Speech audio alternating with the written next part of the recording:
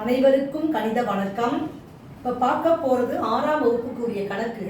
கற்றல் விளைவு மற்றும் திறன்வழி மதிப்பீட்டு தேர்வில் கேட்கப்பட்ட ஒரு கணக்கை தான் இப்போ நம்ம பார்க்க போகிறோம். ஒரு பேருந்தில் பயணிக்கும் ஆண்கள் மற்றும் பெண்களின் விகிதம் 3:5 உள்ளது. மொத்த பயணிகளின் எண்ணிக்கை 56 எனில் ஆண்களின் எண்ணிக்கை எவ்வளவு அப்படின்னு சொல்லிட்டு கணக்கு கேட்கப்பட்டிருக்கு. ஆப்ஷன் கொடுத்துருக்காங்க. முதல்ல ஃபர்ஸ்ட் ஸ்டெப் நம்ம என்ன செய்ய போறோம்னு பாருங்க. ஆண்கள் பெண்களின் விகிதம் ஃபர்ஸ்ட் அது கொடுத்துருக்காங்க. அதுல எவ்வளவு வந்திருக்கு? 3:5 அப்படின்னு கொடுத்துருக்காங்க. அதாவது ஆண்களுடைய விகிதம் வந்து எவ்வளவு? 3, பெண்களுக்கு எடுத்துட்டீங்கன்னா 5.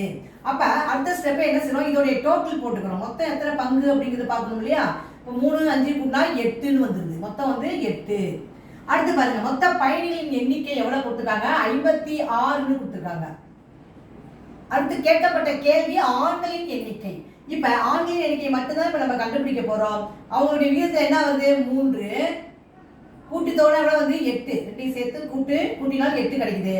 அது இன்ட்டு 56 இந்த மாதிரி நம்ம போட்டுக்கிறோம். இப்ப நம்ம சுருக்கிட்டு பெருக்கி ஆன்சர் போட போறோம். இப்ப 8 8 7 8 56. அப்ப 3யும் 7யும் பெருக்கினால் வரக்கூடிய விடை எவ்வளவு? 21. அப்ப இதுதான் வந்து ஆண்களின் எண்ணிக்கை. therefore ஆண்களின் எண்ணிக்கை is equal to